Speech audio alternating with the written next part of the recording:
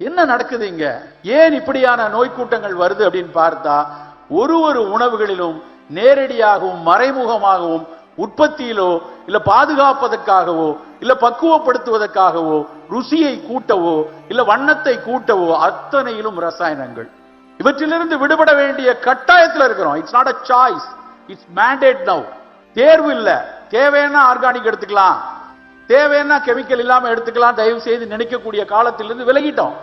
இன்றைக்கு கட்டாயமாக எந்த ஒரு பொருளையும் இந்த ரசாயனங்கள் இல்லாம எடுக்கணும்.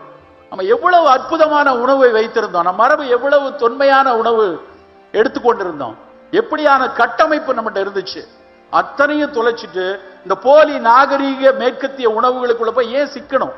வசதி கருதி, நாகரீகம் கருதி, துரிதம் கருதி, இப்படி ஒரு விஷயத்துக்காக போய் சிக்கினதனோட விளைவு தான் இப்படி அடுத்த தலைமுறை இவ்வளவு சிக்கல்ல கொண்டு போய் உட்கார வச்சிருக்கிறோம். நமக்கு எதுக்கு பிளேக்ஸ், நமக்கு எதுக்கு நூடுல்ஸ், நமக்கு எதுக்கு பீஸா? என்னைக்காவது ஒரு நாள், எப்போவாவது ஒரு நாள் எதுக்கு? இப்படியான ஒரு உணவிலும் என்ன சேர்ந்திருக்கு நமக்கு எத்தனை பேருக்கு தெரியும்?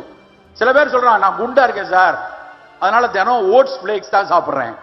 நாங்க சேவேஸ்ல படிக்கிறப்ப எங்க 7ஆம் கிளாஸ் வாத்தியார் ஒரு கேள்வி கேட்பார், ஓட்ஸ் சிறு குறிப்பு வரைக அப்படின்னா, நாங்கெல்லாம் ஓட்ஸுங்கிறது ஒரு தானியம், ஆஸ்திரேலியாவில் விளையுது, பின்லாந்தில் அதிகம் விளையுது அப்படின்லாம் எழுதுனா அந்த வாத்தி வந்து 5க்கு 3 மார்க் தான் போடுவார்.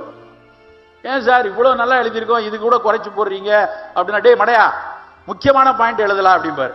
என்னன்னு கேட்டா, ஓட்ஸ் குதிரைகளுக்கான தானியம், அதை எழுதியிருக்கணும். இன்னைக்கு ஐரோப்பால எந்த குதிரைங்க சாப்பிடலையோ, இந்தியாவில பல கழுதைங்க அதுக்கு பின்னாடி போயிட்டு இருக்கு. அங்கே அதிகமாக விளைகிறது என்பதற்காக அந்த குப்பைகளை நல்லா பாக்கெட் பண்ணி இங்க வித்துக்கிட்டு இருக்காங்க. நம்ம என்ன அரிசி மாதிரி கோதுமை மாதிரியா கவர்ல தானியத்தை போட்டு வாங்குறோம்? நாம் வாங்குவது ஓட்ஸ் பிளேக்ஸ். ஒரு தானியத்தை 100 டிகிரி 200 டிகிரியில வேக வச்சு 200 டன் எடையுள்ள எந்திரத்தால அடிச்சு தட்டையாக்கி அதனுடைய நீர்த்துவத்தை பூரா ஒரு 150 டிகிரியில உறிஞ்சிட்டு மீதி சக்கை தக்கைகளை, அதுக்கப்புறம் இந்த ஊர்ல எல்லா பயிலும் விட்டமின் டி தேடிக்கிட்டு இருக்கான், அப்ப விட்டமின் டி போடு. அந்த ஊர்ல எல்லாவனுக்கும் விட்டமின் சி தேடுறான், அங்க அதை போடு. ஃபைபர் வேணும், ஃபைபரை போடுன்னு வணிக உத்திகளாக இந்த ரசாயனங்களை சேர்த்து, அப்புறம் அது கெட்டு போகக்கூடாது, அது நீர் உறிஞ்சக்கூடாது, 2 நாளில் கெட்டு போகக்கூடிய விஷயம் 6 மாதங்கள் உன் அடுப்பங்கரையில் காத்திருக்க வேண்டும்ங்கிறதுக்காக அவ்வளவு ரசாயனத்தை கொட்டி, அதுக்கு உள்ள வந்து அந்த நான் ஹைட்ரோஸ்கேபிக் பேப்பரை வச்சு நைட்ரஜன் ஃபிளஷிங் கொடுத்து, இதெல்லாம் எதுக்கு? நம்ம ஊர் இட்லியிலையோ தோசையிலையோ பத்தாதா? நம்ம இட்லியில நம்ம வீட்டில் நம்ம ஆயா சோடியம் பென்சவேட் போடுறாங்களா, இல்ல பொட்டாசியம் நைட்ரேட் போடுறாங்களா? சுவை கூட இருக்கணும்னா மோனோசோடியம் குளூட்டமேட் போடுறாங்களா? நண்பர்களே, நம் மரபு உணவுகள் போதும் நண்பர்களே. ஒரு காலம் அது இப்படியான தீங்கை உருவாக்காது. அந்த உணவுகளை நம் காலை உணவுகளா மாத்துவோம். சிற்றுண்டிகளுக்கு என்ன குறைச்சல்? இங்க காலகாலமா வீட்டுல வந்து முறுக்கு சுத்துவாங்க, 5 சுத்து முறுக்கு 7 சுத்து முறுக்கு அப்படி சுத்தி சாப்பிட்டுட்டு இருந்தோம். ஆனா இவன் இதை விட்டுட்டு குர்குரே, அது வளைஞ்சாலும் பரவாயில்ல, கோணலா இருந்தாலும் பரவாயில்ல சாப்பிடுங்கிறான். கோணலா இருக்கிறதுன்னா கோணி தான் போவோம். நமக்கு எதுக்கு அப்படியான குப்பை சிற்றுண்டிகள்லாம்? பிப்ரவரி 14 ஒரு பெரிய திருவிழா நடக்கும், தமிழகமே கொண்டாடும், உலகமே கொண்டாடும். அன்னைக்கு அத்தனை ஆங்கில பேப்பர்லயும் வந்து ஒரு பக்க விளம்பரம், உன் காதலிக்கு இந்த வருடத்துல ஒரு மிகச்சிறந்த பரிசுன்னா அது சிலுக்கு சாக்லேட். அவன் சிலுக்குன்னு பேர் வச்சிருக்கான், நான் அதுக்கு வந்து எச்சுக்கல்ல மிட்டாயின்னு தான் வச்சிருக்கேன் பேர். ஏன்னா அதுக்கு விளம்பரம், நீ கொஞ்சம் நக்கிக்கோ நான் கொஞ்சம் நக்கிக்கிறேன் அப்படிதான் போடுறான். கொஞ்சம் கவனமா யோசிச்சு பாருங்க, அந்த சாக்லேட்ல என்ன சேர்த்திருக்கிறார்கள் என்று என்னைக்காவது அதை பிரிச்சு நம்ம படிச்சு பார்த்துருப்போமா? எலக்ட்ரான் மைக்ரோஸ்கோப் வச்சு தான் பார்க்கணும், அவ்வளவு ரொம்ப சின்ன எழுத்துக்கள்ல போட்டிருப்பானுங்க. 3% தான் அதுல கொக்கோ இருக்கு, மீதி 97% ஏதாவது ஒரு வகையில் பெண்களை பாதிக்கக்கூடிய இனிப்புகள். அதுல இருக்கிற சக்கரை சேர்த்து அதுல இனிப்பு இல்ல, நல்லா தெரிஞ்சுக்கோங்க. வெறும் குளுக்கோஸ் சிரப்ல அது காய்ச்சல, ஹை கார்ன் ஃப்ரக்டோஸ் சிரப் இந்த சாக்லேட்டோட பேஸ். அதனுடைய நெகிழ்வு தன்மைக்கு லெசித்தின், இந்த லெசித்தின்ங்கிறது குடல்ல இருக்கக்கூடிய நல்லது செய்யக்கூடிய அத்தனை பாக்டீரியாக்களையும் கொல்லக்கூடியது. அப்புறம் லீவனிங் ஏஜென்ட், ரைசிங் ஏஜென்ட். எதுக்கு அந்த சாக்லேட்? நம்ம ஊர்ல இல்லாத கடலை மிட்டாயை விட இந்த சாக்லேட்ல என்ன சிறப்பு இருந்துட முடியும்? அந்த கடலை மிட்டாயை நம்ம அந்த செய்யற அந்த கடலைய தொலியை உரிச்சு பார்த்தா 2 முத்து இருக்கும். அந்த 2 முத்தையும் தயவு செய்து வெறும் புரோட்டீன் கூறுகளாக பாத்துறாதீங்க. நம்ம கரிசல் காட்டு விவசாயினுடைய கண்ணீர் துளிகள் அது 2. அப்ப நம்ம கொண்டாடணும், நம்ம சந்தோஷமா இருக்கணும்னா நாம கடலை மிட்டாயை வாங்கினா நம்ம ஊர்ல எங்கேயோ ஒரு வணிகரோ விவசாயியோ மனம் குளிரும், அந்த மண் குளிரும், அந்த விவசாயம் வளரும். அதை விட்டு இந்த கேட்பரி சாக்லேட்டுக்கு போக வேண்டாம். நண்பர்களே, உணவில் மிக மிக எச்சரிக்கையாக இருக்க வேண்டும். இரண்டாவது முக்கியமான விஷயம் மனம். இன்றைக்கு அத்தனை பேருடைய மனமும் அழுத்தத்தோடயே இருக்கு. இந்த இன்டர்நெட் செல்போன்லாம் வந்ததுக்கு அப்புறம் ஒரு இன்டர்பர்சனல் ரிலேஷன்ஷிப்புமாங்க, தனி மனித உறவுகள், கணவன் மனைவிக்கிடையே உள்ள உறவு, நண்பர்களுக்கு இடையே உள்ள உறவு, அண்ணன் தங்கைக்கு உள்ள உறவு, அத்தனையும் உடைந்து கொண்டே இருக்கிறது. நல்ல கவனமா யோசிச்சு பாருங்க. நான் சென்னையில இருந்து திருநெல்வேலிக்கு ட்ரெயின்ல வரேன். 5:30 மணிக்கு ஏறின ட்ரெயின்ல இருந்து 9:30 வரைக்கும் எனக்கு எதிர்த்த கேபின்ல ஒரு அம்மா 2 போனை வச்சு பேசிக்கிட்டே இருக்கு.